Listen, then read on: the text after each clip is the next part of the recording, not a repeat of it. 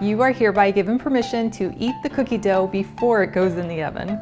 This high-protein cottage cheese cookie dough is made gluten-free with almond and oat flour and naturally sweetened with maple syrup.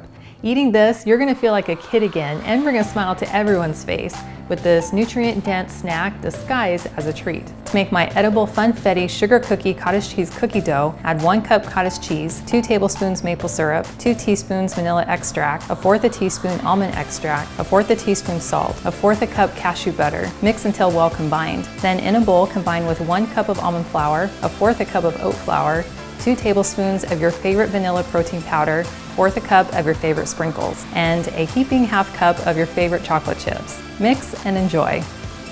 That's delicious. That tastes just like sugar cookie meets birthday cake.